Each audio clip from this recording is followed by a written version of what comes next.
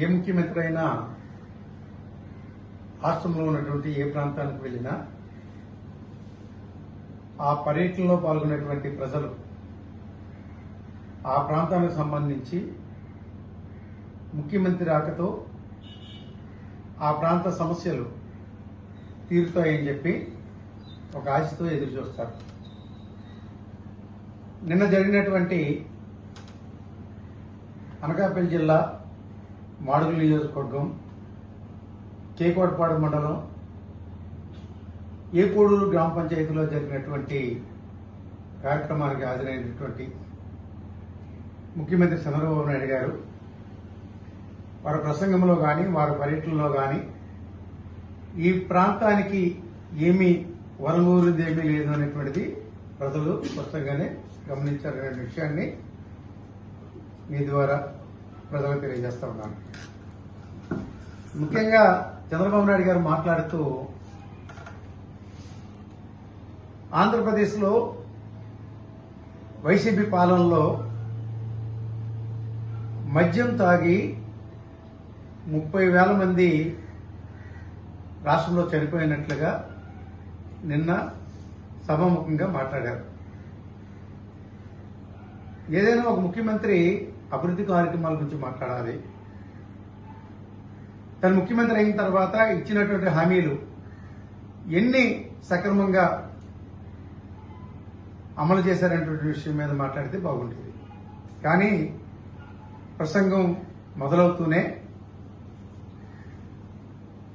YCP పాలన మీద జగన్మోహన్ రెడ్డి గారి మీద మాట్లాడినటువంటి తీరుతెన్నులు ప్రజలు అసహించుకునే తీరులో ఉన్నాయి. ఎందుకంటే వైసీపీ పాలనలో 30,000 మంది మద్యం తాగి మరణించారని చెప్పినటువంటి మీరు ఈ 30,000 మంది మద్యం వల్ల చనిపోయినట్లు ఏమైనా పోస్ట్ మార్టం రిపోర్టులు ఆధారాలు మీ వద్ద ఉన్నాయా? అవేమో చూపించగలుగుతారా? మీ తాలూకా వైఫల్యాలు మీరు ఏదైతే ఈ రాష్ట్ర ప్రజలకు ఇచ్చినటువంటి అడ్డగోలు హామీలు అమలు చేయలేక ఈ రాష్ట్ర ప్రజలకు సమాధానం చెప్పుకోలేక మా పార్టీ మీద మా పార్టీ నాయకత్వం మీద అనేక రకాలుగా అబద్ధపు మాటలు అబద్ధపు ప్రచారాలు అసత్య ప్రచారాలు చెప్పడం మొదటి నుంచి కూడా మీకు అలవాటైనటువంటిదే. మద్యం పాలసీ గురించి మాట్లాడితే ఆ రోజు వైసీపీ పాలనలో మద్యం పాలసీ పెట్టిన తర్వాత గ్రామ ప్రజలు ఆరోగ్యాలు దెబ్బతినకూడదని చెప్పి విచ్చలవిడిగా మద్యం అందుబాటులో ఉండకూడదని చెప్పి గ్రామాల్లో మద్యం బెల్ట్ షాపులు ఎక్కడ కూడా జరగనివ్వాల. పరిమితికి మించి ఏ వ్యక్తి అయినా మద్యం షాపుల నుంచి మద్యం తీసుకెళ్లినట్లయితే వెంటనే వాళ్ళ మీద రైడ్ చేసి కేసులు పెట్టి ఫైన్లు వేసి కోర్టులు కూడా పంపించినటువంటి కార్యక్రమాన్ని ఆ రోజు వైసీపీ ప్రభుత్వంలో అమలు చేశామన్నమాట గట్టిగానే చెప్తాం. మరి ఈ రోజు ఈ రాష్ట్రంలో ఈ కూటమి పాలన వచ్చిన తర్వాత మీరు పెట్టినటువంటి మద్యం పాలసీలో ఎక్కడా కూడా గ్రామాల్లో బెల్ట్ షాపులు పెట్టనుమని చెప్పినటువంటి మీరు మీ ప్రభుత్వం వచ్చిన తర్వాత ప్రతి గ్రామంలో కూడా చిన్న గ్రామాల్లో అయితే 3 నుంచి 5 మద్యం బెల్ట్ షాపులు, పెద్ద గ్రామాల్లో అయితే 10 నుంచి 15 బెల్ట్ షాపుల్ని విచ్చలవిడిగా మెయిన్ షాపుల నుంచి గ్రామాలకి కేసులు తరలించుకోవడానికి మీ ప్రభుత్వం ఇచ్చినటువంటి అవకాశం కేవలం మీ కార్యకర్తలు బాగుపడేదానికి, మీ కార్యకర్తలు అడ్డగోలుగా దోచుకోవడానికి, గ్రామాల్లో ఉన్నటువంటి ప్రజల తాలూకా ఆరోగ్య పరిస్థితి క్షీణించేదానికి మీరు చేసినటువంటి ఈ మద్యం పాలసీ. ఎక్కడైనా మీరు ఈ బెల్ట్ షాపులు ఎక్కడైనా అరికేటటువంటి పరిస్థితులు ఎక్కడైనా ఉన్నాయా? పూర్తిగా గ్రామాల్లో మద్యం బెల్ట్ షాపులు విసులుగోడుగా ఉండేదానికి మీ శాసనసభ్యులు మీ నాయకత్వం పూర్తిగా వాళ్ళకి సహకరిస్తుంది అనేటువంటి దానికి నిదర్శనమే ఈ రోజు ఏ గ్రామంలోకి వెళ్ళినా బాహటంగా కనిపించేటువంటి మద్యం బెల్ట్ షాపులే తార్కాణం. మరి ఇటువంటి పాలసీలు చేసినటువంటి మీరు ఆ రోజు మా ప్రభుత్వంలో ఉండేటువంటి విధానాల గురించి మీరు మాట్లాడడం ఏదో జరిగిపోయిందనేటువంటిది హాస్యాస్పదంగా ఉన్నటువంటి విషయం. ఇక పార్టీల గురించి మాట్లాడుతున్నారు. మాట్లాడితే మేము ఏ అభివృద్ధి చేస్తామో, ప్రజలకు ఇచ్చినటువంటి హామీలు ఎన్ని అమలు చేస్తామో అనేటువంటి మాట ఎక్కడ మీరు చెప్పుకోలేకపోతున్నారు. మాట్లాడితే మా పార్టీని పేరు మార్చి లోపల ఉన్నటువంటి మీ అక్కర్స్ని వెలగక్కేదానికి గొడ్డల పార్టీ అని చెప్పి పదే పదే మాట్లాడుతున్నారు. ఇటు చంద్రబాబు నాయుడు కానీ, మీ పార్టీ నాయకులు కానీ, లోకేష్ గారు కానీ ఇదే ప్రస్తావన. ఒక్కసారి ఆలోచించుకుంటే 1995లో మీరు చేసినటువంటి వెన్నుపోటు కార్యక్రమం, కూతురునిచ్చి మరలా మీకు రాజకీయ భిక్ష పెట్టి మీకు ఒక రాజకీయంగా ఒక స్థానాన్ని కల్పించినటువంటి మామనే వెన్నుపోటు పొడిచి మీరు ఆ ముఖ్యమంత్రి సీట్లో కూర్చున్నటువంటిది వాస్తవం కాదా? అదే మామని అనేక రకాలుగా ఇబ్బంది పెట్టి మీ నాయకుల చేత తన మీద చెప్పులు ఇసురుపించి తన మరణానికి మీరు కారణం కాదా? మాట్లాడితే మీది వెన్నుపోటు పార్టీ అనేదానికి ఒక మామనే వెన్నుపోటు పొడిచారా? మీ తోడలుడు అయినటువంటి దగ్గుబాటి వెంకటేశ్వరరావు గారిని వెన్నుపోటు పొడిచారు. మీ బామర్ది అయినటువంటి హరికృష్ణ గారిని వాడుకొని తనను కూడా వెన్నుపోటు పొడిచారు. ఆఖరికి ఈ రాష్ట్ర ప్రజలు సైతం మీరు వదిలిపెట్టకుండా ఎన్నికల్లో అనేక రకమైనటువంటి అడ్డుగోలు హామీలు ఇచ్చి ప్రభుత్వంలోకి అధికారంలోకి వచ్చినటువంటి మీ కూటమి పాలకులు, మీ కూటమి పాలన ద్వారా ఈ రాష్ట్ర ప్రజలకే వెన్నుపోటు పడిచినటువంటి విషయం వాస్తవం కాదా అని చెప్పి నేను అడుగుతా ఉన్నాను. నిన్న ఏకూడూరులో జరిగినటువంటి మీ ప్రసంగంలో కానీ, అక్కడ ఉన్నటువంటి ప్రజలతో మీరు మాట్లాడినటువంటి తీరుతెన్నులు కానీ, ముఖ్యంగా మీ స్టేజ్ పక్కనే ఉన్నటువంటి ఏకూడూరు హై స్కూల్ విద్యార్థులతో కూడా మీరు మాటామంతి మాట్లాడారు. ఆ చిన్నారులు మాట్లాడుతూ ఇంగ్లీష్లో మాట్లాడారు. ఇంగ్లీష్ అనేటువంటిది ఈవేళ విద్యార్థులు మాట్లాడగలుగుతున్నారని అంటే ఆ రోజు వైసీపీ ప్రభుత్వంలో జగన్మోహన్ రెడ్డి గారు తీసుకున్నటువంటి ఒక విప్లవాత్మకమైనటువంటి మార్పు తీసుకురావాలని చెప్పి గతంలో పెద్ద పెద్ద చదువులు చదువుకున్నప్పటికీ కూడా ఇంగ్లీష్ పూర్తి స్థాయిలో వారికి మాట్లాడేటువంటి అవకాశం లేకపోవటం వలన ఇతర దేశాల్లో ఉద్యోగ అవకాశాలు వచ్చినప్పటికీ కూడా కేవలం ఇంగ్లీష్ మాట్లాడలేనటువంటి పరిస్థితుల్లో ఇతర దేశాలకు ఉద్యోగాలకు వెళ్ళలేని పరిస్థితులు ఎన్నో కూడా గతంలో చూశాం. ఈ విషయాన్ని గమనించినటువంటి జగన్మోహన్ రెడ్డి గారు చక్కటి విద్యతో పాటు ప్రతి విద్యార్థి కూడా ఇంగ్లీష్ మీడియం చిన్నతనం నుంచే మాట్లాడడం నేర్చుకోవాలని చెప్పి తద్వారా భవిష్యత్తులో ఇతర దేశాల్లో పెద్ద పెద్ద ఉద్యోగాలు చేయాలి. ఆంధ్రప్రదేశ్లో పుట్టినటువంటి ఏ ఒక్క విద్యార్థి కూడా ఇంగ్లీష్ మాట్లాడలేక ఎక్కడ కూడా ఉద్యోగ అవకాశాలు కోల్పోవడానికి వీల్లేదు. ధైర్యంగా ఏ దేశానికైనా వెళ్లి ధైర్యంగా ఆంధ్రప్రదేశ్లో పుట్టినటువంటి విద్యార్థి మంచి ఉద్యోగం ధైర్యంగా తీసుకునే విధంగా చిన్నతనం నుంచే ఇంగ్లీషు రాయాలి, ఇంగ్లీషు మాట్లాడాలి అనే దృక్పథంతోనే ఆ రోజు ఇంగ్లీష్ మీడియం పెడితే మీరు అసెంబ్లీ సాక్షిగా మీరు హేళన చేసినటువంటి విషయం వాస్తవం కాదా? ఈరోజు ఏ గూడూరులోనే కాదు రాష్ట్ర వ్యాప్తంగా కూడా ఏ పాఠశాలలోనైనా ఉన్నటువంటి విద్యార్థులు ఇంగ్లీష్ ని అనర్గళంగా మాట్లాడుతున్నారనంటే దానికి కారణం మీరు కాదు. ఈ రోజు మీరు డేస్ మీద మాట్లాడుతున్నటువంటి విద్యార్థులు సైతం ఆ రోజు జగన్మోహన్ రెడ్డి గారు ప్రవేశపెట్టినటువంటి ఇంగ్లీష్ మీడియం. అసలు మీరు విజనరీ ఉన్నటువంటి ముఖ్యమంత్రిగా మాట్లాడుకుంటారు, 40 సంవత్సరాలు ఎక్స్పీరియన్స్ ఉన్నటువంటి ఇండస్ట్రీ ఉన్నటువంటి ముఖ్యమంత్రిగా మాట్లాడతారు. అసలు మీ పాలనలో ఎందుకు ఇంగ్లీష్ మీడియంని తీసుకురాకపోయినారు? ఆ రోజు జగన్మోహన్ రెడ్డి గారు ప్రవేశపెట్టినట్టు ఇంగ్లీష్ మీడియంనే కదా ఈ రోజు మీరు పోయేటువంటి పరిస్థితి వచ్చింది.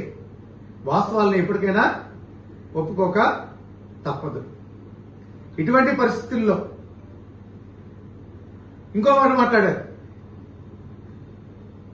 Andhra Pradesh public service commission group 1 exam ఏదైతే జరిగిందో అందులో వచ్చినటువంటి ఉద్యోగ అవకాశాలు ఉన్నటువంటి వారు ఎవరైతే ఉన్నారో వాటి మీద ఏదో లేనిపోని అవాకులు చవాకులు ఈరోజు మీరు మాట్లాడడం జరిగింది. ప్రెస్ ముందుకు వచ్చి మాట్లాడారు. ఇది గమనించారు జగన్మోహన్ రెడ్డి గారు. అసలు ఈ విషయాన్ని ఎందుకు మీరు తెరపైకి తీసుకొచ్చారు? మీరు నిజంగా ఆ రోజు ఆంధ్రప్రదేశ్ పబ్లిక్ సర్వీస్ కమిషన్ లో ఆ గ్రూప్ 1 ఎగ్జామ్ లో ఏదైనా అవతవకలు జరుగుతున్నట్టయితే మీరు అధికారంలోకి వచ్చినట్టునే దాన్ని మాట్లాడుండేవారు. 26 మాసాలు మాట్లాడకుండా ఈ రోజే మీరు తెరపైకి ఎందుకు తీసుకొచ్చారని అంటే మీరు పెట్టినటువంటి డిఎస్సి, ఈ డిఎస్సి మీద జరిగినటువంటి ఎంపిక విధానం, ఆ పరీక్షల్లో జరిగినటువంటి అవకతవకల మీద మా పార్టీ జగన్మోహన్ రెడ్డి గారు, మా నాయకులు విద్యాశాఖ మంత్రి లోకేష్ గారి మీద డిమాండ్ చేశారు. అవకతవకలు జరిగాయి. స్వయంగా ఎగ్జామ్ లో పాల్గొన్నటువంటి, ఎంపికలో పాల్గొన్నటువంటి విద్యార్థులే డిఎస్సి మీద అవకతవకలు జరిగాయని చెప్పి జగన్మోహన్ రెడ్డి గారి దృష్టికి తీసుకొచ్చారు. ఇటు కోర్టులో కూడా కేసు వేశారు. ఈ విద్యార్థుల పట్ల జగన్మోహన్ రెడ్డి గారు బాధ్యత తీసుకొని జరిగినటువంటి డిఎస్సి అవకతవకల మీద ఎంక్వైరీ చేయాలని చెప్పి, ఆ ఎంక్వైరీ కూడా సిబిఐ ఎంక్వైరీ జరిపించాలని చెప్పి డిమాండ్ చేస్తే దాన్ని కప్పిపుచ్చుకోవడానికి, దాన్ని ప్రజల నుంచి తప్పుదారి పట్టించేదానికి మీరు తీసుకున్నటువంటి నిర్ణయమే ఈ Andhra Pradesh public service commission group 1 మీద జరిగినటువంటి అవకతవకలు జరిగాయని చెప్పి మీరు మాట్లాడుతూ ఉన్నారు. అందుకే ఈరోజు జగన్మోహన్ రెడ్డి గారు మీకు ఒక ఛాలెంజ్ ఇస్తున్నారు. మా ప్రభుత్వం ఉండేటప్పుడు జరిగినటువంటి ఈ సర్వీస్ కమిషన్ ఏదైతే ఉందో గ్రూప్ 1 ఎగ్జామ్ మీద జరిగినటువంటి అవకతవకలు జరిగాయని మీరు ఆరోపిస్తా ఉన్నారో దాని మీద సిబిఐ ఎంక్వైరీకి జగన్మోహన్ రెడ్డి గారు సిద్ధమని చెప్పి ఛాలెంజ్ చేశారు. చేపించుకోమని చెప్పారు. దానికి మీరు సిద్ధమని చెప్పారు. అదేవిధంగా నీ కుమారుడైనటువంటి లోకేష్ గారు విద్యాశాఖ మంత్రిగా ఉండగా డిఎస్సి మీద జరిగినటువంటి అవకతవకల మీద సిబిఐ ఎంక్వైరీ ఖచ్చితంగా మీరే ముందుకొచ్చి వేయండి అని చెప్పి చెప్పగలరా? చేసినటువంటి ఛాలెంజ్ కి ఎందుకు మీరెవరు కూడా మాట్లాడకుండా నిమ్మకం నీరెత్తినట్లుగా కామ్గా ఉండిపోయినారు? అంటే మీకు తెలుసు సిబిఐ ఎంక్వైరీ జరిగితే వాస్తవాలు బయటకు వస్తాయి. జరిగినటువంటి అవినీతి అక్రమాలు వెలుగులోకి వస్తాయనేటువంటి ఆందోళనతోనే మీరు సిబిఐ ఎంక్వైరీకి ఇచ్చినటువంటి ఛాలెంజ్ ని స్వీకరించలేకపోయినటువంటి విషయాన్ని స్పష్టంగానే అర్థమవుతా ఉంది. ఇక ఈ ప్రాంతానికి వచ్చారు. ఈ ప్రాంతానికి వచ్చే ముందు మీరు అన్ని డిపార్ట్మెంట్ల తాలూకా స్టాటస్ తీసుకొచ్చారు. ఏ అధికారి ఏ విధంగా పనిచేస్తున్నారు, ఏ శాఖ ముందుంది, ఏ శాఖలో ఉన్నటువంటి అధికారులు వెనకబడ్డారు. నేను చూసాము, లైవ్ లో చూసాము. మీరు చెప్పి మీరు మాట్లాడినటువంటి మాటలన్నీ కూడా మీరు తాలూకా ప్రభుత్వం తాలూకా వైఫల్యాలన్నీ, మీరు చేయలేటువంటి పనులన్నీ కూడా వెలుగులోకి వస్తాయని చెప్పి ప్రజలు మభ్యపెట్టేదానికి ప్రజా సమక్షంలో అధికారులను డయాస్ మీద తీసుకొచ్చి వాళ్ళతో మాట్లాడుతూ ఈ వైఫల్యాలు ఉన్నాయని చెప్పి ప్రతిదానికి కూడా ఇన్ టైంలో ఫండింగ్ అనేటువంటిది రాష్ట్ర ప్రభుత్వం నుంచి వస్తే అధికారులందరూ కూడా బాధ్యతగానే పనిచేస్తారు. బాధ్యత రహస్యంగా పనిచేసే అధికారులు ఎవరు కూడా ఈ రాష్ట్రంలో ఎవరు కూడా లేరు. మా ప్రాంతంలో అసలు లేరు. మీరు మాట్లాడుతూ ఒక్కొక్క తాలూకు మార్కులు వారి తాలూకా స్టేటస్ చెప్పి మీరు పద్ధతి మార్చుకోండి. పద్ధతి మార్చుకోవాల్సింది ప్రభుత్వం నడిపిస్తున్నటువంటి ముఖ్యమంత్రిగా మీరు చేయవలసింది ఏంటి? ఏ శాఖకి ఎప్పుడు అవసరం ఆర్థికంగా ఎంత అవసరం పడుతుందో ఆ నిధుల్ని సక్రమంగా సరైన సమయంలో మీరు విడుదల చేస్తే అధికారులందరూ కూడా బాధ్యతగానే చేస్తారు. వారు మాటల్లోనే చెప్పారు, డిపార్ట్మెంట్ల గురించి మాట్లాడకూడదు కానీ మీకు గుర్తుండే ఉంటది అధికారులు ఏం సమాధానం చెప్పారని చెప్పి. అందులో మన వైఫల్యం ఉంది అని అంటే, ప్రభుత్వ వైఫల్యం ఉందని అంటే, ప్రభుత్వం నడిపిస్తున్నటువంటి మీ మంత్రివర్గం మీరు మీ వైఫల్యాలు ఉన్నాయనేటువంటిది స్పష్టంగానే ప్రజలు గమనించారు. అధికారులను పిలిపించుకొని మాట్లాడారు కానీ వేదిక మీద ఉన్నటువంటి ప్రజల్ని ఎవరైనా మైకిస్తామో మా పాలన ఎలాగుంది, మా ప్రభుత్వ విధి విధానాలు ఎలాగున్నాయి, చెప్పినటువంటి ఎన్నికల ముందు మీకు చెప్పినటువంటి హామీలు ఎంతవరకు అమలయ్యాయి అని ఎవరైనా మాట్లాడతారు వాటి మీదనంటే మీకు సరిగా సమాధానం చెప్పడానికి, మీ వైఫల్యాన్ని ఎండగట్టడానికి మీ సమావేశానికి హాజరైనటువంటి మహిళలే ఎంతో మంది సిద్ధంగా ఉన్నారు. గ్యాస్ బండ్ల గురించి మాట్లాడారు. ప్రతి సంవత్సరం 3 గ్యాస్ బండ్లు ఇస్తామని చెప్పారు. వాటికి డబ్బు ఎంత వేశారని చెప్పారు. ఎంత మేరకు డబ్బు వేయకుండా ఉన్నారో ఆ అక్క చెల్లెమ్మల చేతిలో మైకి పెడితే స్పష్టంగా చెప్పుండేవారు.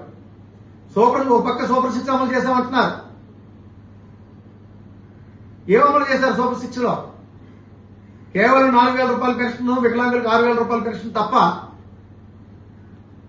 విద్యార్థులకు ఇచ్చేటువంటి పథకాలు కానీ ఏవైనా పూర్తి స్థాయిలో మీరు అమలు చేశారా? వైసీపీ ప్రభుత్వంలో ఎన్ని లక్షల మందికి ఇచ్చేవారని మీ ప్రభుత్వం వచ్చిన తర్వాత ఎన్ని లక్షల మందికి ఇస్తున్నారు? ఎన్నింటిలో ఇచ్చేసాను గమనించండి. గమనించి వాస్తవాల్ని ప్రజలకి తెలియజెప్పండి. అంతేగాని మసిబుసు మారగా చేసేలాగా మీ మాటే వేదం అనుకుని మాట్లాడితే పోలీసులు పెట్టుకొని చుట్టుపక్కల మీ నాయకులు పెట్టుకొని ఏ ఒక్కరు కూడా మాట్లాడకుండా కట్టడి చేసి మీ ప్రసంగాన్ని కంటిన్యూ చేశారు తప్ప సభకి హాజరైనటువంటి డోక్రా అక్క చెల్లెమ్మలు కానీ మాట్లాడమంటే ఈ రాష్ట్ర అక్క చెల్లెమ్మలకి మీరు చేసినటువంటి మోసం అంతా ఇంత కాదు. చంద్రబాబు నాయుడు గారు ప్రభుత్వం అధికారంలోకి వచ్చిన వెంటనే నిమ్మల రామానాయుడు గారు మాట్లాడినటువంటి మాటలు ఈ రోజు ఇరిగేషన్ మంత్రిగా ఉన్నారు ఈ రాష్ట్ర ప్రభుత్వంలో.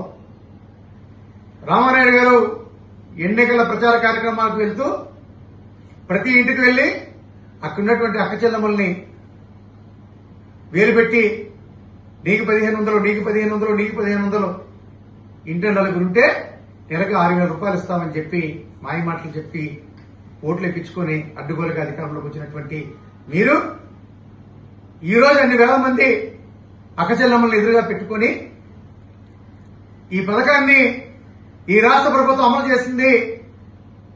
ఇచ్చినటువంటి ఎన్నికల మేనిఫెస్టోలో ఉన్నటువంటి 18 సంవత్సరాలు నిండినటువంటి అక్క చెల్లెమ్మలకి 1,500 రూపాయలు నెలలా ఇస్తున్నామన్న మాట ఎందుకు మీరు చెప్పలేకపోయినారు? వాళ్ళకి ఇవ్వలేదు. జగన్మోహన్ రెడ్డి గారు ఇచ్చిన పథకాలను కూడా అమలు చేస్తామని చెప్పారు. అదే అక్క చెల్లెమ్మలకి 45 సంవత్సరాల నుండి 60 సంవత్సరాల దాకా అది శాసనేషన్ మోడ్లో ఏ పార్టీకి ఎవరు ఓటేసినటువంటి ఆలోచన లేకుండా అర్హతనే ప్రామాణికంగా తీసుకుని ఆ రోజు వైసీపీ ప్రభుత్వంలో జగన్మోహన్ రెడ్డి గారు ముఖ్యమంత్రిగా ఉండేటప్పుడు ఇచ్చిన మాట ప్రకారంగా ప్రతి అక్క చెల్లెమ్మకి కూడా క్రమం తప్పకుండా ప్రతి సంవత్సరం కూడా 18,750 రూపాయలు చొప్పున 5 ఏళ్లలో 75,000 రూపాయలని ప్రతి అక్క చెల్లెమ్మకి ఇచ్చినటువంటి మాట వాస్తవం కదా. మీరు ఎందుకు అమలు చేయలేకపోయినారు?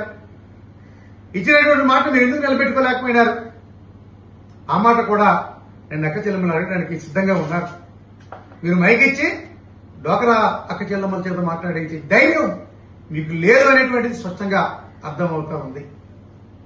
అంతేకాకుండా పురుషులు పంపి పెట్టారు. ఈ రోజు ఈ రాష్ట్రంలో 50 సంవత్సరాలు నిన్నటువంటి ప్రతి బీసీలకు కూడా పెన్షన్ ఇస్తామని చెప్పారు.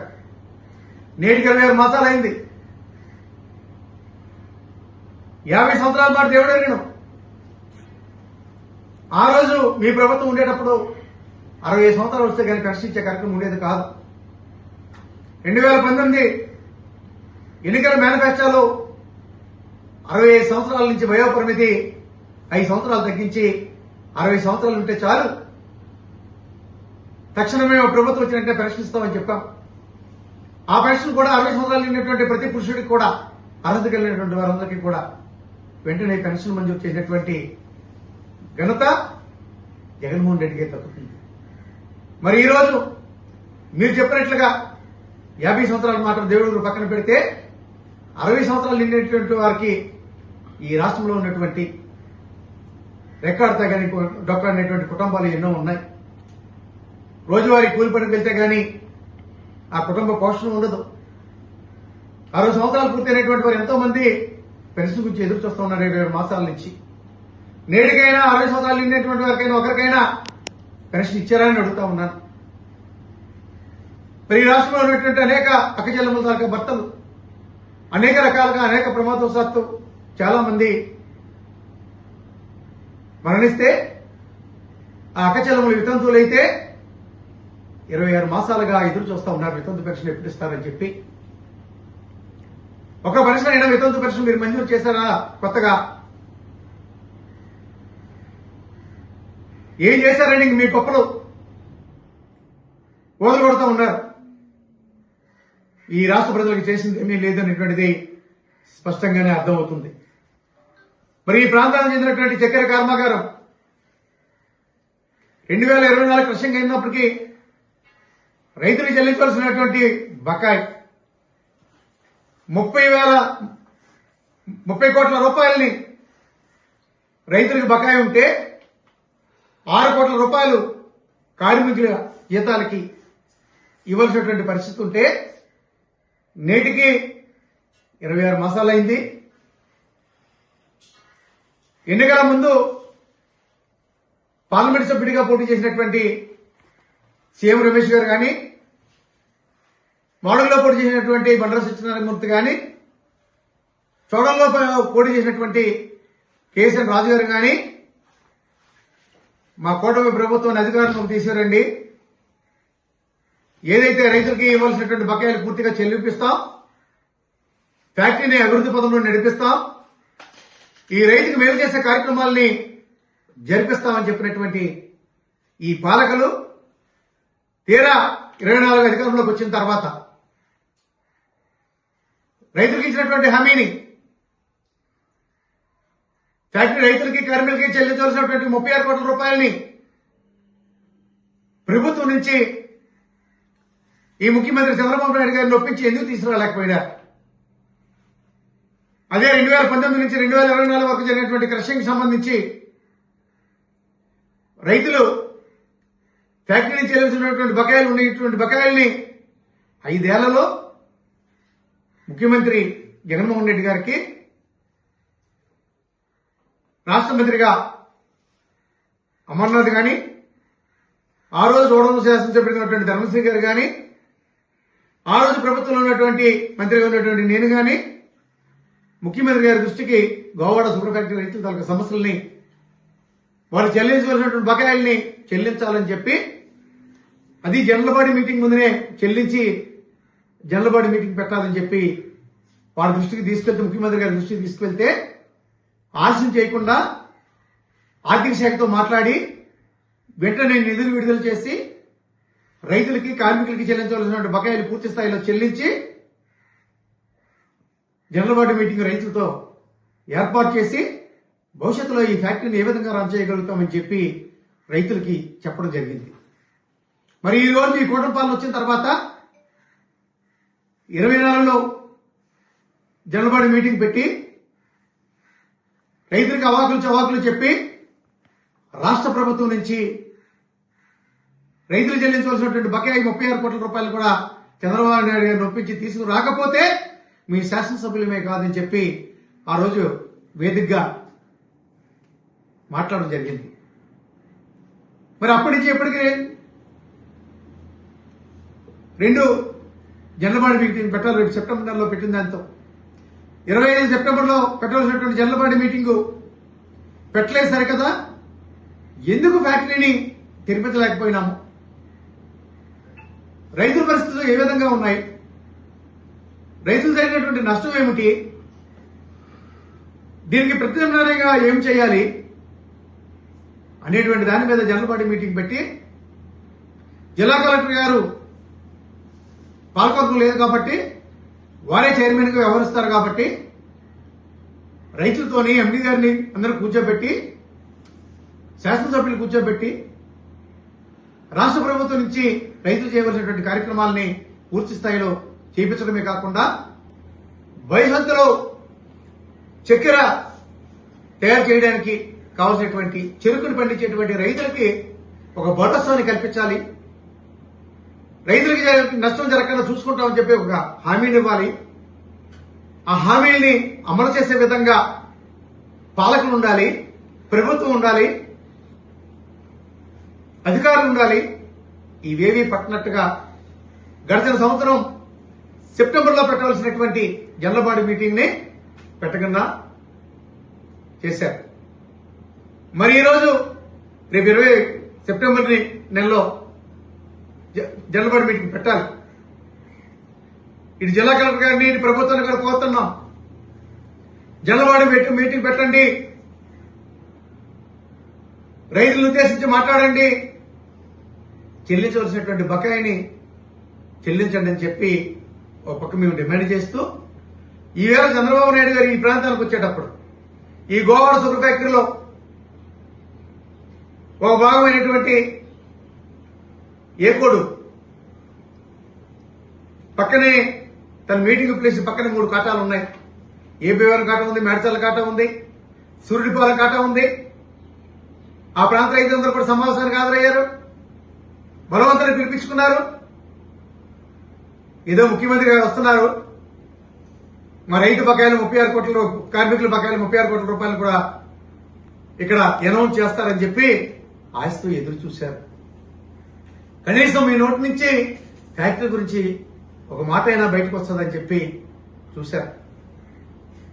కానీ ఎక్కడ కూడా షుగర్ ఫ్యాక్టరీ గురించి కానీ, షుగర్ ఫ్యాక్టరీలో ఉన్నటువంటి రైతుల గురించి కానీ ఎక్కడ కూడా మీరు మాట్లాడలేదు. ఎక్కడో మీరు అమరావతిలో కూర్చొని అన్నా క్యాంటీన్లు, వీధి బల్బులు, హాస్టళ్లు,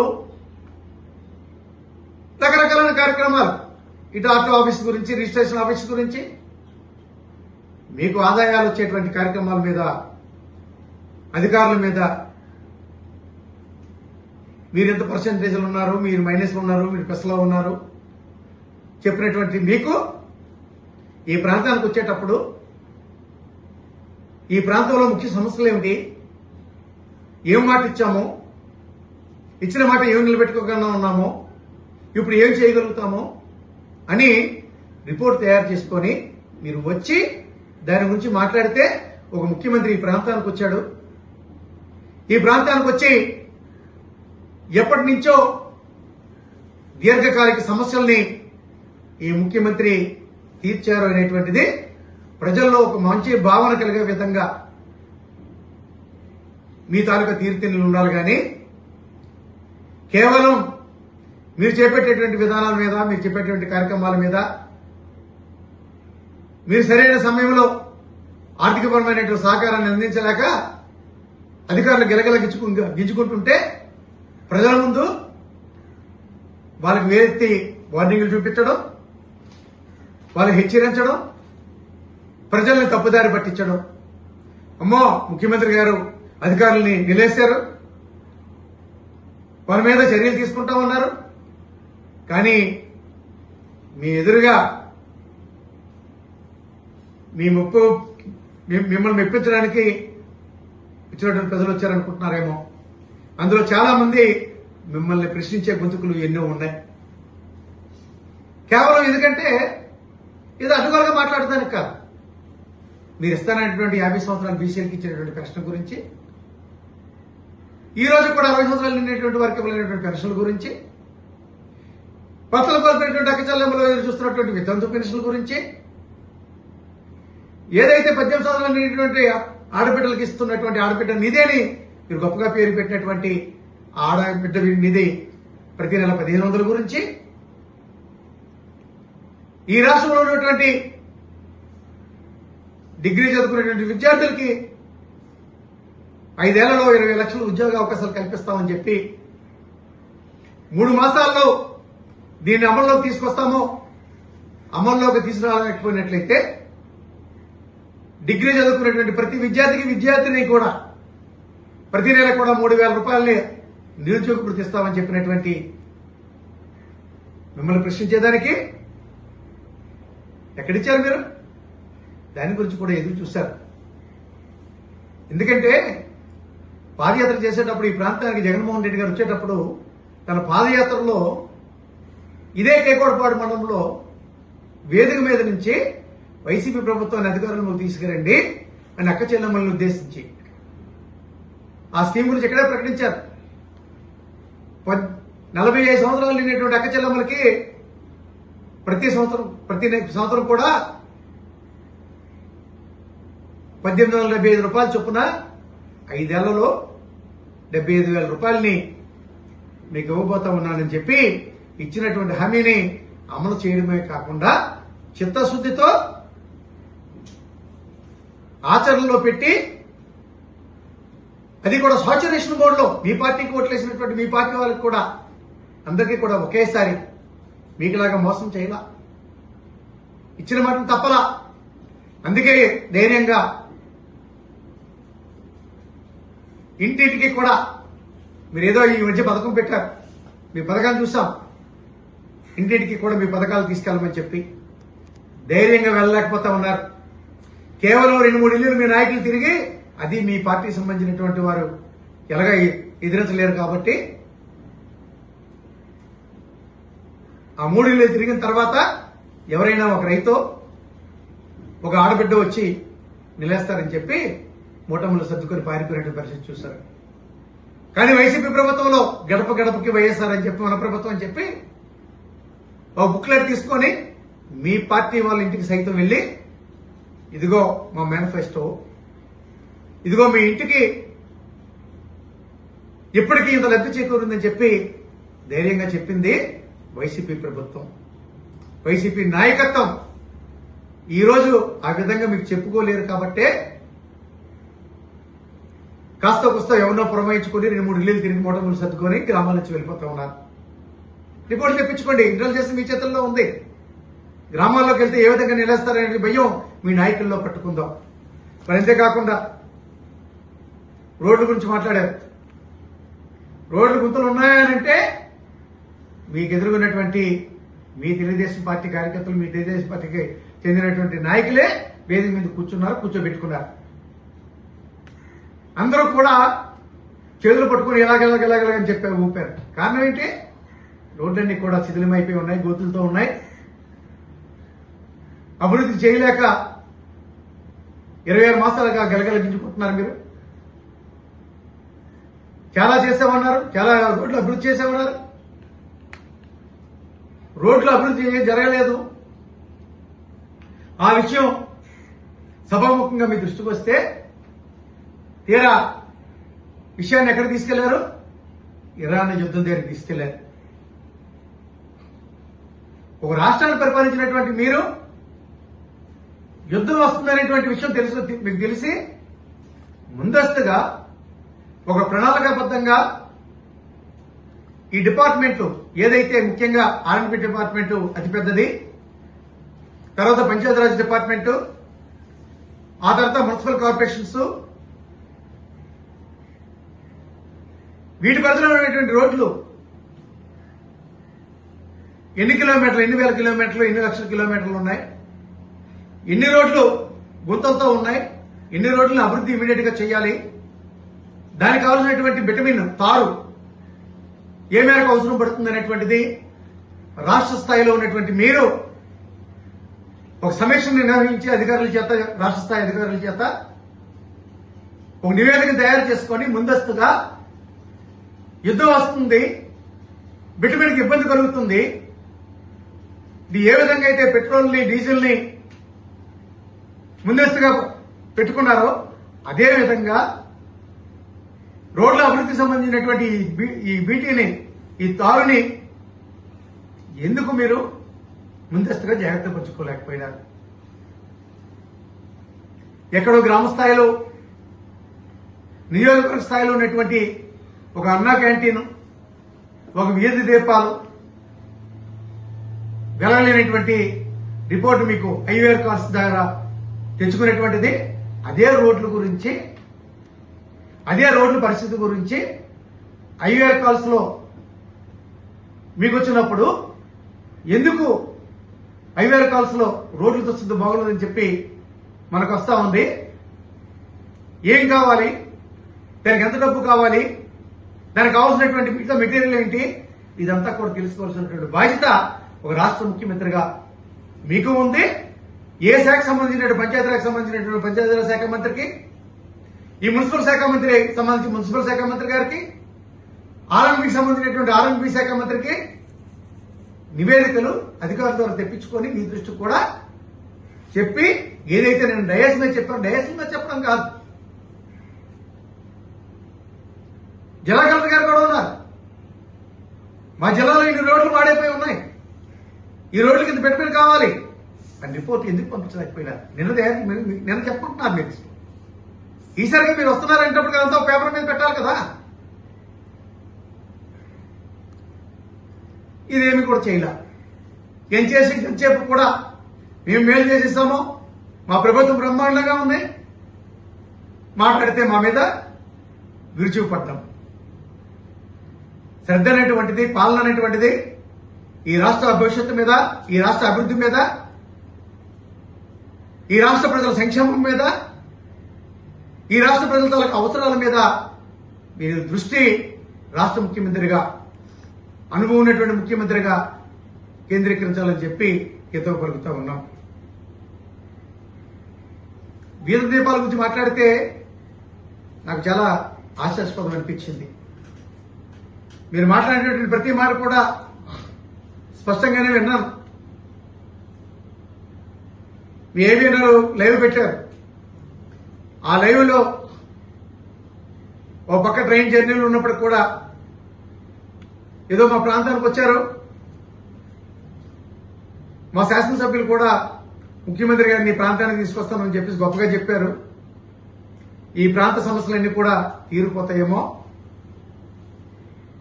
ఈ ప్రాంతం అభివృద్ధి చెందడానికి కావాల్సినటువంటి నిధులన్నీ కూడా డైరెక్ట్ మీద నుంచి అనౌన్స్ చేస్తారేమో ఎదురు చూసాం. మీరు గొప్పగా చెప్పారు, ఏం సాధించారు? నియోజకవర్గంలో ఎన్టీఆర్ ప్రాజెక్ట్ గురించి మాట్లాడారు. ఎన్టీఆర్ ప్రాజెక్ట్ నుంచి ఒక నివేదిక ఇచ్చామని చెప్పారు. సుమారుగా నేను 11 కోట్ల రూపాయలుగా అవసరం పడుతుంది, అది ఇస్తామని చెప్పారు. అసలు ఎన్టీఆర్ ప్రాజెక్టు ఎన్టీ రామారావు గారు ఉండేటప్పుడు శంకుస్థాపన చేసినటువంటి ప్రాజెక్ట్ ఇది, తాజా రిజర్వాయర్ మీద. చంద్రబాబు నాయుడు గారు ఇప్పుడే కొత్తగా ముఖ్యమంత్రి కాలా, ముఖ్యమంత్రిగా ఉన్నటువంటి ఎన్టీ రామారావు గారిని పక్కన పెట్టి అధికారంలోకి వచ్చారు. వెన్నుపోటు పొడిచి అధికారంలోకి వచ్చిన తర్వాత ఆ ఎన్టీఆర్ ప్రాజెక్టు మిగిలినటువంటి పనులు ఇప్పటి వరకు మీకు ఎందుకు గుర్తు రాలేదు, ఎందుకు చేయలేకపోయినారు? తెలుగుదేశం పార్టీ స్థాపించినటువంటి స్వర్గీయ నందమూరి తారక రామారావు గారు శంకుస్థాపన చేసినటువంటి ప్రాజెక్టు, ఆ ప్రాజెక్ట్ ని ఇప్పటి వరకు కూడా పూర్తి స్థాయిలో పనులు పూర్తి కాకుండా మిగిలి ఉన్నాయి. 95లో ముఖ్యమంత్రి చేశారు, 99లో చేశారు, 2014లో చేశారు, మరలా కూటమి పాలన చెప్పి 2024లో మరొకసారి ముఖ్యమంత్రి అయ్యారు. ఈ ప్రాంతం వచ్చే వరకు కూడా ఈ మోడల్ నియోజకవర్గం వచ్చినంత వరకు కూడా మీ మామగారు ఎన్టీఆర్ తెలుగుదేశం పార్టీ స్థాపించినటువంటి స్వర్గీయ ఎన్టీ రామారావు గారు శంకుస్థాపన చేసినటువంటి ప్రాజెక్ట్ ని పూర్తి చేయడానికి మీకు మనసు రాలా. ఈ రోజు ఏదో ఇక్కడ శాసనసభ్యుడిగా బండారు సత్యనారాయణ గారు వచ్చి మీకు నివేదిక ఇస్తే ఇప్పుడు నిధులు మంజూరు చేస్తామని చెప్తున్నారు. కానీ ఆ నిధులు కూడా ఎప్పుడు మంజూరు అవుతాయో తెలియదు. రైవాడ ప్రాజెక్ట్ గురించి మాట్లాడారు. మీకు తెలుసో తెలియదో, రైవాడ ప్రాజెక్ట్ అనేటువంటిది డ్రిప్ పథకంలో అది సెంట్రల్ స్కీమ్. ఆ స్కీమ్లో ప్రాజెక్టు శిథిలమైందని, సుమారుగా 46-47 సంవత్సరాల క్రితం నిర్మాణం జరిగినటువంటి ప్రాజెక్ట్ అది పూర్తయి ఇప్పటికే శిథిలమైంది, రెగ్యులేటర్ పాడైంది. దీని మీద ప్రాజెక్ట్ ని రాష్ట్రంలో ఒక 2-3 ప్రాజెక్టులని ఈ డ్రిప్ స్కీమ్ లో చేపించాలని చెప్పి ఆ రోజు వైసీపీ ప్రభుత్వం అధికారంలో ఉండేటప్పుడు ఒక ఉన్నత కమిటీని ఇక్కడికి రప్పించి ఓ నివేదికను తయారు చేసి రెగ్యులేటర్ సామర్థ్యాన్ని పెంచి, అంటే ఇప్పుడు 10 గేట్లు ఉన్నాయి, ఇంకో 2 గేట్లు అదనంగా పెంచి 12 గేట్లతో రెగ్యులేటర్ని పెట్టి గెత్త డ్యామ్ను కూడా స్ట్రెంగ్తన్ చేసి హెడ్ స్లూయిస్ అన్ని కూడా కొత్తగా నిర్మాణం చేయడానికి, లేకపోతే ఏ ప్రమాదమైనా జరగవచ్చనేటువంటి దాని మీద ఆ రోజు ముఖ్యమంత్రిగా ఉన్నటువంటి జగన్మోహన్ రెడ్డి గారి దృష్టికి నేను తీసుకువెళ్తే వెంటనే ఆ డ్రిప్ స్కీమ్ లో 3 ప్రాజెక్టుల్లో పంపిస్తే రాష్ట్రంలో అందులో రేవాడ ప్రాజెక్ట్ ని మేము లిస్టులో పెట్టి ఇచ్చాము. ఇంతలో ఎలక్షన్స్ వచ్చాయి, మీ ప్రభుత్వం వచ్చింది. 2 ఏళ్ళుగా మీరు ఏం చేస్తున్నారు? మాటలు చెప్తుంటారు, ప్రెస్ మీట్లు పెడుతూ ఉంటారు, ప్రెస్ మీట్లు చెప్పేస్తుంటారు. కానీ ఎప్పుడైతే మన ఇచ్చినటువంటి మాట నిలబెట్టుకునే విధంగా ఉంటుంది, ఎప్పుడైతే మన ఇచ్చినటువంటి మాట అమలు కాబడతా ఉన్నది, అప్పుడు కదా ఈ ప్రజలు హర్షిస్తారు. మీరు ఇచ్చినటువంటి మాట నిలబెట్టుకునే విధంగా ఉంటుంది. దయచేసి ఎప్పటికైనా మీ మాటలు కట్టిపెట్టండి. ఈ ప్రాంతానికి వచ్చారు,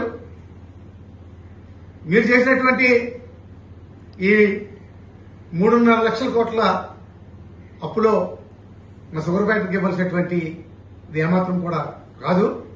కూడా ఇంచుమించు ఎంత పర్సెంటేజ్ మీకు అర్థమవుతుంది. 3.5 కోట్లు మీరు అప్పు చేస్తే కేవలం 35 కోట్లు ఇక్కడ ఇటు కార్మికులకి, 35-36 కోట్లు రైతులకి బకాయి ఉంది. ఇది ఏమాత్రం మీరు తెచ్చినటువంటి అప్పులో సముద్రంలో కాకినట్టు అంతా ఈ గోవాడ షుగర్ ఫ్యాక్టరీ రైతుల తాలూకు కార్మికుల దాకా బకాయి. మీ శాసనసభ్యులు చెప్పారంటున్నారు, డెఫినెట్ గా సీఎం గారిని ఒప్పించి తెస్తామని చెప్పారు. వారు తేలా.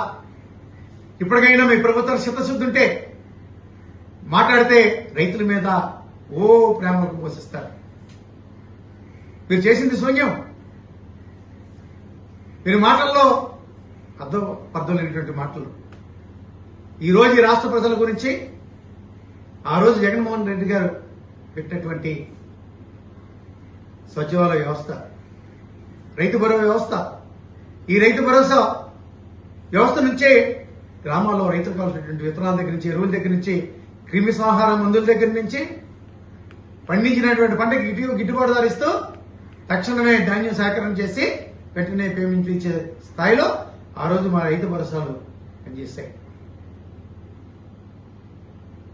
ఈ రోజు ఈ రాష్ట్రంలో అభివృద్ధి ఎక్కడ జరిగింది, ఈ నియోజకవర్గంలో ఎక్కడ అభివృద్ధి జరిగిందని మాట్లాడుతూ ఉన్నారు.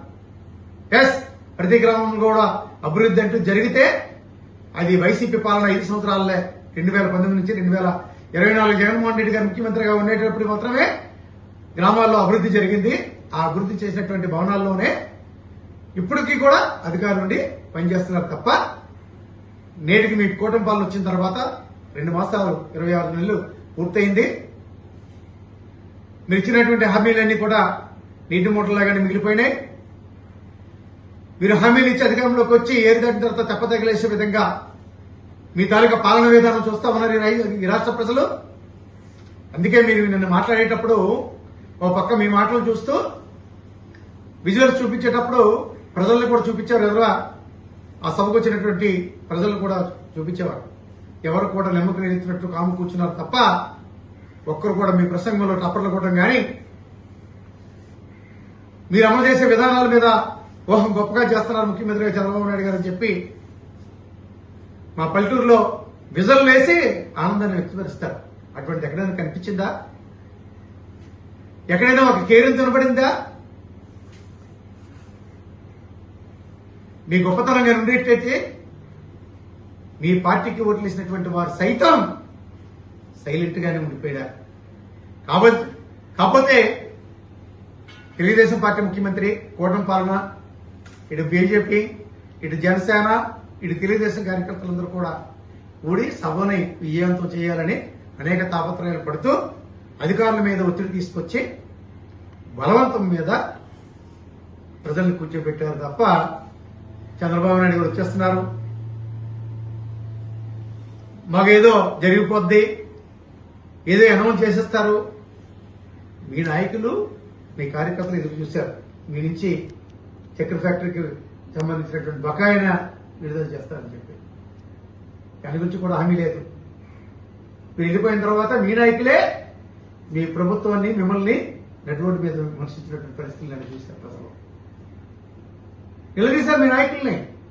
ఏది ముఖ్యమంత్రి గారు వచ్చారు, మన రజీ బకాయిలు ఎప్పుడు ఇస్తారని చెప్పి చెప్పకుండా వెళ్ళిపోయారని అంటే వీళ్ళు సమాధానం చెప్పుకోలేక చల్లగా జారుకున్నారు. గ్రామాలంటూ కూడా తిరగలేని పరిస్థితి. ఇప్పటికైనా మీకు హితోగలుగుతున్నామో, మీరు ఏదైతే ఈ రాష్ట్ర ప్రజలను ఉద్దేశించి మీ ఎన్నికల మేనిఫెస్టో అని చెప్పారో, నథింగ్. సూపర్ సిక్స్ అమలు చేస్తున్నామని చెప్పారు కానీ నథింగ్. వెళ్ళండి ప్రతి ఇంటికనే, మీ నాయకులు వెళ్ళమని చెప్పండి ప్రతి ఇంటికనే. మేము ఆ రోజు ఎలాగైతే గెలవడానికి వెళ్ళామో మీ నాయకులు కూడా ఏ కుటుంబానికి ఎంత మేలు చేకూరిందో వెళ్ళమని చెప్పండి. ఈవేళ ఒక ఇంటి స్థలం ఇవ్వలేదు ఈ ప్రభుత్వం వచ్చిన తర్వాత, కొత్తగా ఒక ఇల్లు ఇవ్వలేదు. ఆ రోజు జగనన్న కాలనీ జగన్మోహన్ రెడ్డి ఇల్లుల్ని ఆల్రెడీ ఇంట్లో దిగిపోయిన వాళ్ళని మళ్ళీ కొత్తగా రంగులేపించేసి మీ పాలన వచ్చిన తర్వాత అప్పుడే పూర్తయినట్టుగా చూపించుకునేటువంటి పరిస్థితులు చూశారు. డిపిఓ గారు మాట్లాడారు, ఇదే దెబ్బల నుంచి డిపిఓ గారిని అడిగారు. డిపిఓ గారు ఒక అధికారి కాబట్టి మీకు చెప్పలేకపోయినారు కానీ గ్రామ పంచాయతీలో ఫండ్స్ ఎక్కడ ఉన్నాయి? 15వ ఆర్థిక సంఘం ఆఖరి కోట్లు ఏదైతే ఉందో ఆ ఆఖరి కోట్లని గ్రామ పంచాయతీలకి ఇచ్చే కార్యక్రమాన్ని ఇటు గ్రామ పంచాయతీలకు కానీ, ఇటు మండల పరిషత్కి కానీ, ఇటు జిల్లా పరిషత్కి కానీ,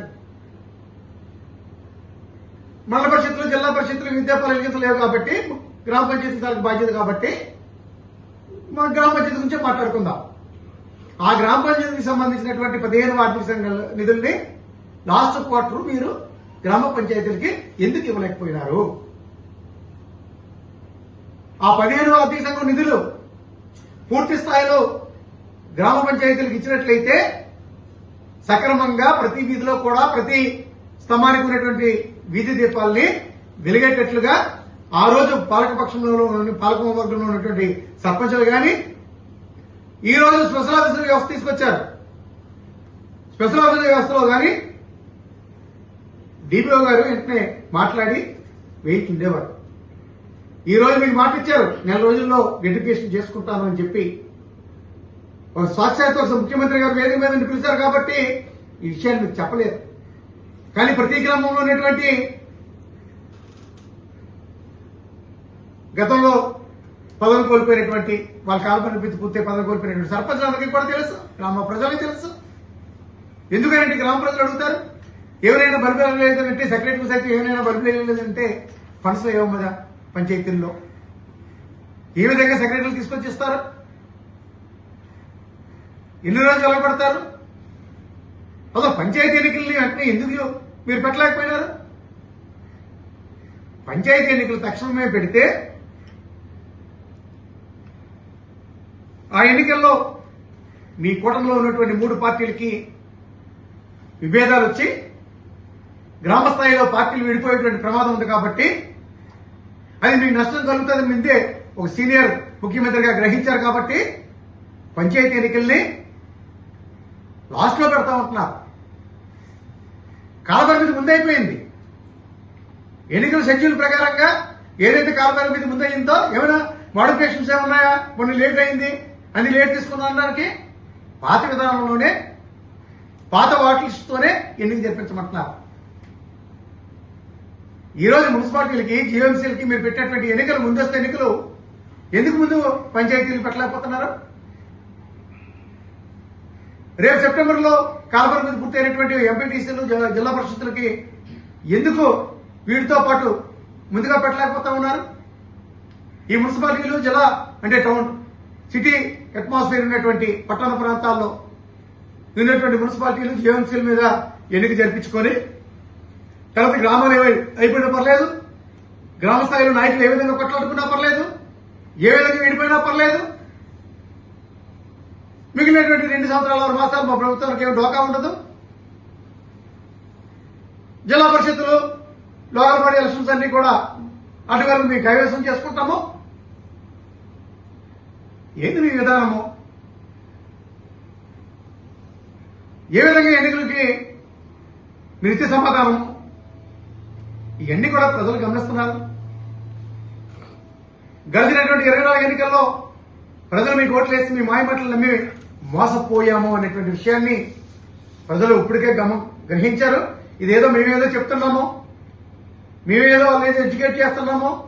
ఈ రోజు ప్రజలు ఎవరు కూడా వెరివారు కాదు. అదే మాట మీరు 24 ఎన్నికలైన తర్వాత కూడా మాట్లాడారు. 24 ఎన్నికల్లో ఏదైతే ఫలితాలు వచ్చాయో మీకు అదే ఫలితాలు కూడా వైసీపీకి భవిష్యత్తులో రాబోతా ఉన్నాయి. ఇటు ఎంప్లాయీస్ ని మోసం చేశారు. ఎంప్లాయీస్ కూడా రేపు అక్టోబర్ నుంచి వాళ్ళ షెడ్యూల్ వాళ్ళు ఇవ్వడానికి సిద్ధంగా ఉన్నారు. కారణం ఏంటి? జగన్మోహన్ రెడ్డి గారు మిమ్మల్ని మోసం చేశారు, మీకు అన్యాయం చేశారని చెప్పి ఉద్యోగస్తులను ఉద్దేశించి మీకు అనేక సందర్భాల్లో మాట్లాడారు. అధికారంలోకి వచ్చిన తర్వాత మీరు ఏం చేశారు? డిఏ ఇచ్చారా? నాకు తెలిసి 5-6 డిఏలు బకాయిలు ఉన్నారు. పిఎస్సి ఇవాళ అయ్యారు ఇవాళ. వీటన్నిటి గురించి కూడా ఎదురు చూస్తున్నారు. జగన్మోహన్ రెడ్డి గారు నష్టపోయామేమో, చంద్రబాబు నాయుడు ఇస్తాడేమో అని చెప్పి ఉద్యోగస్తులు సైతం మీకే పట్టణం కట్టారు. మీకు పట్టణం కట్టేటువంటి అదే ఉద్యోగస్తులు ఈరోజు మిమ్మల్ని నిలదీయడానికి, మీ భర్తం పడడానికి సిద్ధంగా ఉన్నారు ఈ రాష్ట్ర ప్రజలు. ఈ రాష్ట్ర ప్రజలంటే అందరూ వస్తారు, వ్యాపారులు వస్తారు, ఉద్యోగులు వస్తారు, ప్రతి సామాన్యుడు ఉంటాడు. నిత్యావసర వస్తువులు అడ్డగోలుగా పెరిగిపోయినాయి. ఒక రకంగా కాదు, చాలా రెట్లు పెరిగిపోయినాయి. నువ్వు 4,000 రూపాయలు పెన్షన్ ఇస్తా అని చెప్పి మాట్లాడుతూ ఉన్నావు. ఈ 4,000 రూపాయలు దాటి ఇంకో 2,000 రూపాయలు అప్పు చేసుకునే ఆ కుటుంబ పోషణకి సామాన్లు కొనుగోలు చేసేటువంటి పరిస్థితుల కుటుంబం ఉంది ఈరోజు. మీ ప్రభుత్వ విధానం వల్ల పెరిగినటువంటి నిత్యావసర సరుకుల వల్ల. నిన్న ఏకూరులో సభలో మాట్లాడారు బ్రహ్మాండంగా అంటే భోగాపురం ఎయిర్పోర్ట్ గురించి. భోగాపురం ఎయిర్పోర్ట్ వస్తే రైతుకి కానీ, అతి సామాన్యుడికి కానీ, అతి పేదవాడికి కానీ అనుగురుది ఏమైనా ఉందా? కోట్లాది రూపాయలు సంపాదించుకొని బడా వ్యాపారాలు చేసుకొని రియల్ ఎస్టేట్ చేసుకున్నటువంటి వాళ్ళందరికీ కూడా ఈ భోగాపురం ఎయిర్పోర్ట్ ఉపయోగపడుతుందేమో. సామాన్య రైతుకి, ధాన్యం పండించుకున్నటువంటి రైతుకి గిట్టుబాటు ధరిస్తే రైతు ముఖంలో ఆనందం కలుగుతుంది. ఒక నిరుద్యోగి ఉద్యోగం ఇస్తే ఆనందం కలుగుతుంది. ఉద్యోగం రాలనేటువంటి నిరుద్యోగ వృత్తి ఇస్తే ఆనందం కలుగుతుంది. ఒక వృద్ధుడికి పెన్షన్ ఇస్తే ఆనందం కలుగుతుంది. ఒక ఇతర అక్క జిల్లాకి పెన్షన్ ఇస్తే ఆరోగ్యం కలుగుతుంది. అంతే తప్ప భోగాపురం ఎయిర్పోర్ట్ బ్రహ్మాండం కట్టినామని చెప్పి గొప్పలు కలుగుతున్నారు. ఏంది మీరు చేసింది? ఓపెనింగ్ చేశారు. ఎవరి టైంలో అది ప్రారంభమైంది, ఎవరి టైంలో మ్యాక్సిమం పనులు పూర్తి చేశాము. వాటి ముందు అడ్డంకులన్నీ కూడా ఎవరు తొలగించారు? జగన్మోహన్ రెడ్డి గారు చేశారు. ఇదంతా కూడా ఈరోజు మీ ప్రభుత్వం ఉంది కాబట్టి మీరు ప్రారంభోత్సవం చేస్తారు.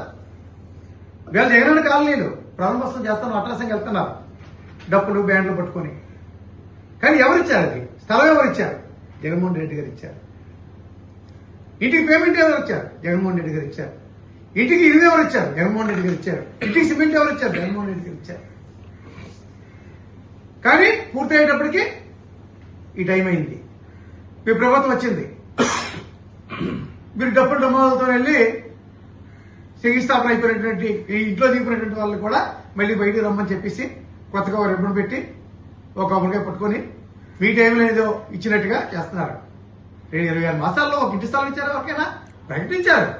పల్లెటూరు ఉన్నోడికేమో 3 సెంట్లు ఇచ్చేస్తామని చెప్పేసి, టౌన్లో ఉన్నోడికేమో 2 సెంట్లు ఇచ్చేస్తామని చెప్పి ప్రకటనకే పరిమితం. మీరు ఎప్పుడు కూడా పేపర్ పుల్లు, మైక్ పుల్లు, మైక్లో మాట్లాడతారు, పేపర్ మీద చూపిస్తారు తప్ప మీకు అనుకూలమైనటువంటి మీడియా సంస్థలు ఉన్నాయి కాబట్టి వాటి ద్వారా ప్రచారం చేసుకుంటారు తప్ప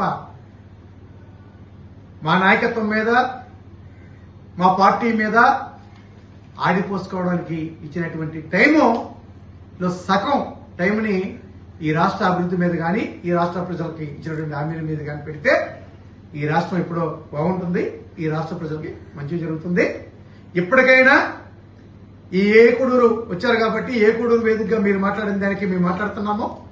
ఈరోజు మేము కొత్తగా మాట్లాడింది కానీ కొత్తగా ఆరోపణ చేసింది ఏమీ లేదు. మీరు ఇచ్చినటువంటి హామీలను అమలు చేయమంటున్నాము.